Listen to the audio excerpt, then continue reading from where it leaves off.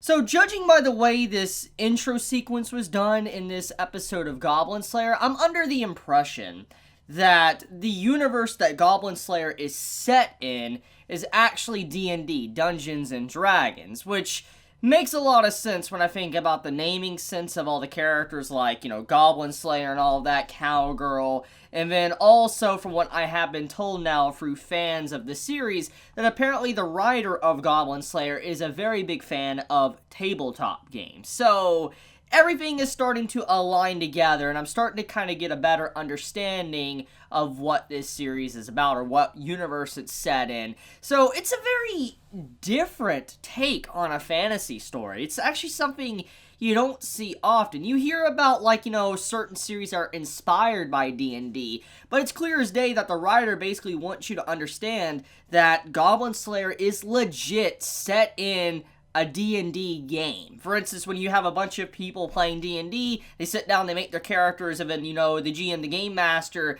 makes, the story up, and Goblin Slayer most likely is an insert character with one of the players, and he's playing that role. I find it very entertaining that D&D was basically the main concept of what this universe is running off of. I mean, with the gods endlessly throwing dice, that's what D&D is about. So that's cool. Now, personally, I have not played a lot of D&D, okay? I'm not going to say I know a whole lot about D&D. I have just had a slight few experiences here and there, and yes, I know when it comes to D&D, people like to call you nerdy, dorky, whatever. Regardless, I love me some D&D. Even though I don't play it fully, I don't understand everything about it, I do like D&D. And I have to say, I respect this series a lot more now for that actual introduction to kind of the reason why this universe is like it is. And one thing I do want to point out, and I take no credit for, by the way, it was just pointed out to me on social media, and, I'll have the name of the person on screen, you'll get to see it when I talk about it. But basically, when Goblin Slayer was talking about the origin of goblins, like, where do they come from? Well, what spawned them? And if you look at the way the story presents it, he's like, the goblins come from the moon. They come from the green moon, and they could be shooting stars, or if you're an envious individual, you're an awful person or whatever, and you envy people, you might become a goblin or something. He was just had his own little spin onto how, goblins come about. But then, someone pointed out to me and gave me this picture, and I'm like, oh, that makes a lot of sense. See, it was hidden directly in our face, and it honestly surprises me with how well done that was, because if you think about the theme that was set up at the beginning of the episode with, the dice being rolled by gods, which is reference to D&D players and the GM and all that, when you look at, what the person said here, and he says Green Moon, and when he has G and M both, highlighted, the main highlight in bold letters, that basically represents Grand Master, Game Master, whatever, basically the Game Lord, the person that controls the scenario of the story. And so Green Moon is actually just an acronym, basically. It's just, GM. That's what it is. It's GM, which stands for Game Master. That's pretty cool. I like that. Hopefully, this actually is the truth or not, or maybe that's just, I guess, a little hidden detail for the main big fans of, let's say, Goblin Slayer. But that was an interesting little detail that was pointed out to me today, and that's just, that makes me respect the series, too. I like that. I like that little hidden-in nod to D&D, if that truly was actually intentional.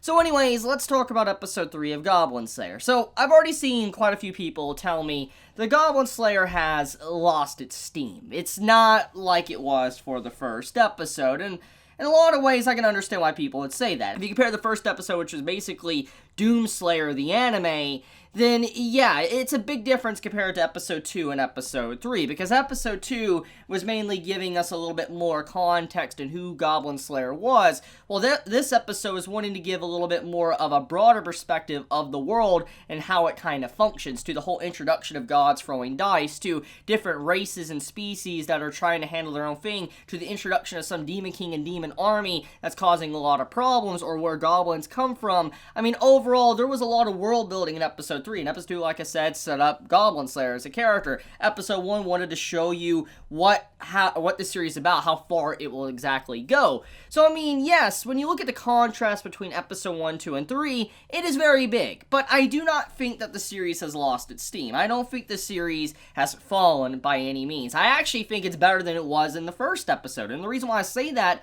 is because it's actually giving what this series was lacking, which was context to certain things and allowing us to see more about the world besides just Goblin Slayer killing goblins. Which, yes, I know, the series is called Goblin Slayer, so yes, we need to see goblins like crazy. But yes, we do need a story, though. There needs to be context to these things and why things are done like they're done. And so I respect this episode a lot. And honestly, I don't really see why people are really hating on this episode or calling it relatively boring. Yes, there was not a lot of action unless you watch the ending sequence of the episode, but it doesn't outright make this episode bad. In fact, this is probably the best episode of Goblin Slayer to date. I especially love the interaction of the dwarf and the elf, which, let's get into that. Now, if you've been around for a while, if you know me, you know I love Lord of the Rings. Lord of the Rings LOTR is one of my favorite franchises I've ever seen. I love LOTR. And it is honestly just a vast universe, a great universe. I love Middle-earth and all of that. And there's so many great characters. And I love the movies. I love the books. LOTR is great. And I sense that a lot of elements in this series, especially episode 3 of Goblin Slayer, is slightly inspired by LOTR. I was told that the writer of this series was inspired by tabletop games, but it's very clear that the writer is also probably inspired by Lord of the Rings. And the reason why I say that is because of the interaction between the dwarf and the elf within this episode. Now, it was its own spin compared to the Gimli and Legolas situation you would get in LOTR, but it was very similar. It was a very similar situation. I mean, we even had elfish bread, which was basically in Lord of the Rings, in this episode. And I'm like, whoa, what? Now, I don't know a whole lot about elves, okay? I know, general stuff, but I don't know if elfish bread is a typical thing that you see normally in, with elf mythology. I don't know if that really is a thing. But the bread design, especially in episode 3, was very similar to the bread you saw in the movie of LOTR when, Legolas was talking about the elfish bread. So yeah, that's a cool little detail I like about this episode, and it makes me love the series even more, because I love fantasy. I've always loved fantasy. It's one of my favorite genres, besides romance, honestly, and psychological. I love fantasy. There's so many unique things you can do with it. Sadly, not many series really go the extra mile to make it very unique or different. They want to do a copy and paste over and over again. But basically, there was some interactions in this episode that really spiced up the series for the better.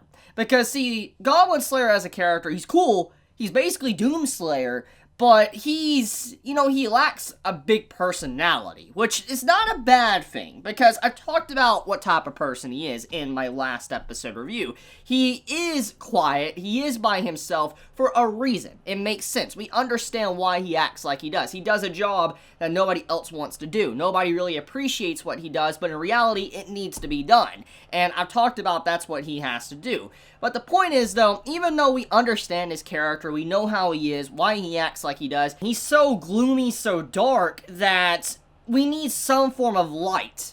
Light in this series. It's kind of why Puck was so important in Berserk. Even though he's a comedy relief in a lot of cases in Berserk, he was very important because Guts was always gloomy, dark, and depressed, that there needed to be some form of happiness or brightness or just comedy here and there. And that's where this new group of characters come in. This elf, this dwarf, this lizard man, and the priestess, the girl with the blonde hair. I mean, all of them, they're very important to kind of go along with Goblin Slayer, because he's the darkness of the series while everybody else is trying to hold on to their humanity, or, they're, being the dwarf, elf, whatever, and trying to just, stay happy in their own way. But okay, anyways, to get into one big thing about this episode, though, I especially love how Goblin Slayer, this man does not know how to really just relax. The man, he's just so on edge all the time, always on guard, never really knowing how to interact with others. Like, when he just straight up talks to the girl that he saved in episode 1, he's like, you're gonna rest, I want to go do this. And she got really upset, and then, she's like, oh, we're having a discussion. When he actually does, say it was going to be a discussion, it shows he doesn't really know how to interact with people. He's not good with socializing, which, once again, reminds me a lot of Guts. He was someone that really did not know how to do that after, the Golden Age. Once that art stopped with the Eclipse and stuff, Guts was very, very isolated. And Goblin Slayer's like that. And I do wonder if his character will eventually open up. Will he become someone that will interact with people and be happy? Will he, let go of this, Goblin Slayer facade and actually try to have some form of humanity still? I mean, he does show kindness to others, passion and all that. I mean, he watches over the girl that's a priestess that's been with him for a while. He makes sure she's okay. But he doesn't know how to calm down. He's just driven by this madness, this anger, this vengeance that's within him to bring down all of the goblins. And I feel like this new party he's with might wake him up, and he might actually just calm down. So, yeah, that was my overall impressions at the end of this episode, especially when he was sitting there around the campfire. He was just, drinking, eating, and all that, and he just passes out, actually just sitting up, which is incredible, by the way. It just shows how on guard the man is. I mean, honestly, if you saw something like that, you would assume the man was still awake, but he actually passed out.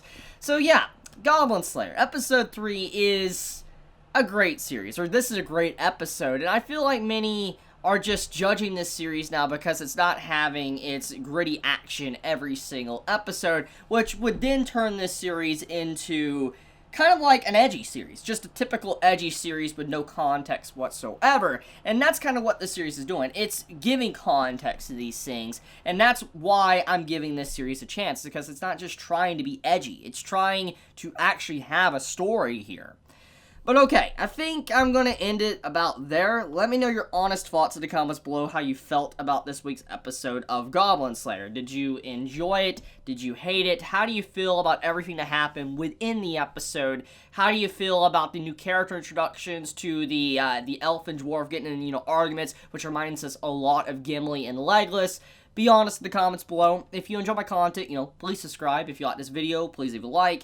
And if you want to get notified for whenever I upload a video, please click the bell icon down below. And with that, Chibi out.